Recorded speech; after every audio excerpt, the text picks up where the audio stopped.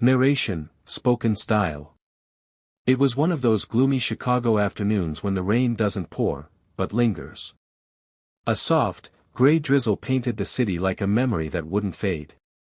Emma clutched her canvas tote close as she stepped onto the city bus, her shoes soaked from dodging puddles on her walk from the bookstore. She found a seat by the window, pulled her damp hoodie tighter around her, and let out a sigh that carried the weight of 100 unread dreams. It had been a long shift. Customers, late deliveries, endless shelving. All she wanted was to disappear into the rhythm of the raindrops tapping against the glass. Then, he got on. A guy about her age. Windswept hair. Tall, kind eyes. He scanned the crowd and sat across from her. At first, Emma barely noticed him. But something about his presence pulled her gaze. She tried not to stare, but her eyes kept drifting to his left wrist. He reached up to fix his jacket sleeve, and there it was, a small, crescent-shaped birthmark. Identical to hers. Her breath caught in her throat. She blinked. Was it just her imagination? A trick of the mind? The guy noticed. He smiled politely. "Sorry," she mumbled, cheeks flushing. "You just look really familiar." He chuckled. "I was thinking the same thing." His voice was warm, oddly familiar, like a melody she'd once known but forgotten. They exchanged small talk, names, jobs, favorite coffee shops. Emma found herself laughing more than she had in weeks. But the moment that lingered longest was when their eyes met in silence. Not flirtation. Not curiosity. Something deeper. As if their souls recognized each other before their minds could catch up. Neither of them knew the truth yet. But on that rain-slicked bus, two strangers sat facing each other, connected by something far stronger than chance. It wasn't just a meeting. It was the beginning of a reunion written in the stars, narration, spoken style. Emma and Evan found themselves sitting side by side now, the bus winding through downtown traffic as if it, too, sensed something extraordinary was unfolding. "So, you're adopted?" Emma asked softly. Evan nodded. "Yeah. My parents told me when I was around 9. They've always been open about it." He hesitated. "I don't know anything about my birth family. Just that I was born at St. Mary's Hospital." Emma's eyes widened. "St. Mary's? That's where I was born too." Their voices grew quieter, their hearts louder. They started trading stories, snapshots of their childhoods. Both had grown up in Chicago, only 15 minutes apart. Both had a deep love for old books and a weird obsession with peanut butter and banana sandwiches. Both had that same tiny scar under their chin, from falling off a swing set at age 5. Emma's hands were shaking now, her breath shallow. "Wait. What's your birthday?" "April 2nd. 2003. Her world froze. "That's my birthday too." They sat in stunned silence. The hum of the bus, the chatter of passengers, the sound of the rain, it all faded into the background. Emma reached out, turning her wrist to show him the crescent birthmark. Evan stared. Then slowly lifted his sleeve, revealing the same mark. Tears welled in Emma's eyes. This can't be coincidence." He whispered, "No. It can't." They exchanged a look, one of wonder, disbelief, and something ancient.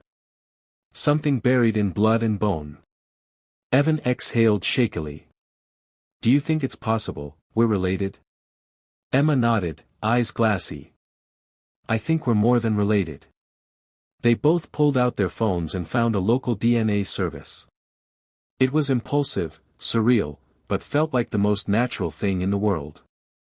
As they parted ways at the next stop, Emma turned and looked back at him.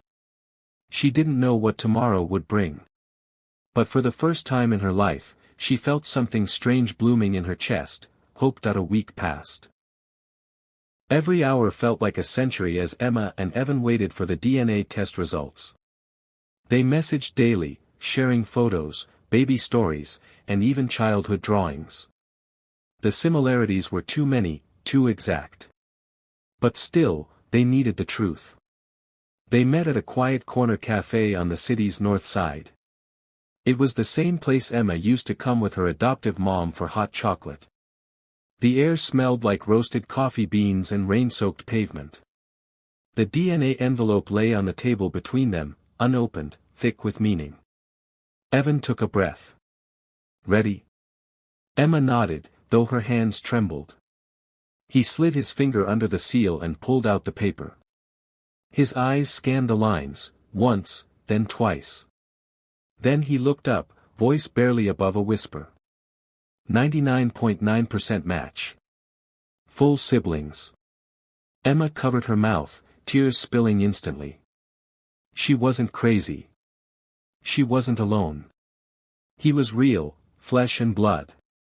They sat in stunned silence, eyes locked, hearts pounding. Then Emma stood and fell into his arms. Evan held her like he'd known her forever, because in some forgotten way, he had. I've looked in the mirror my whole life, she whispered, and always felt like something, or someone, was missing.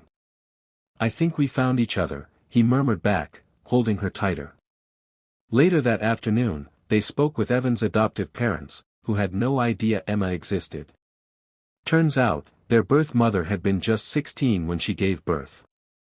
The adoption agency, overwhelmed and disorganized, had mistakenly placed the twins in separate homes, never informing either family about the other child. A tragedy. A silence that stretched over 2 decades. But now, truth had found its way home. Emma and Evan didn't speak much on the ride home. They just held hands across the center seat, looking out the window as the city moved around them. 2 lives. 2 paths. And one incredible twist of fate that brought them back together. Weeks passed since the reunion, but the story of Emma and Evan was just beginning. They became inseparable, not in a forced way, but like puzzle pieces long lost, now perfectly in place. Sunday breakfasts turned into tradition. They'd swap stories, old journals, and laugh over how many times they had unknowingly crossed paths over the years, in parks, bookstores, even attending the same school events years apart. But something deeper stirred in their hearts. A sense of purpose. One afternoon, while visiting a local adoption center to learn more about their past, Emma noticed a little girl crying in the hallway. A staff member whispered that her younger brother had been adopted out last month, to a different family. Emma froze. She looked at Evan. His face said it all. That night, they talked for hours. The next morning, they filed paperwork to start a nonprofit, Bound by Blood, a mission to ensure siblings in foster care were never separated again. Not if they could help it. Word of their story spread. A local news station picked it up. Then a national one. Donations poured in, along with heartbreaking letters from people who had lost siblings to the system. Within a year, Bound by Blood had helped reunite 127 siblings. Emma and Evan didn't do it for recognition. They did it for kids like them, who sat alone at night wondering why their hearts felt incomplete. At a fundraising gala, a woman approached Emma, her eyes brimming with tears. Because of you, she said, my sons found each other. After 9 years apart. Thank you. Emma hugged her, barely able to speak.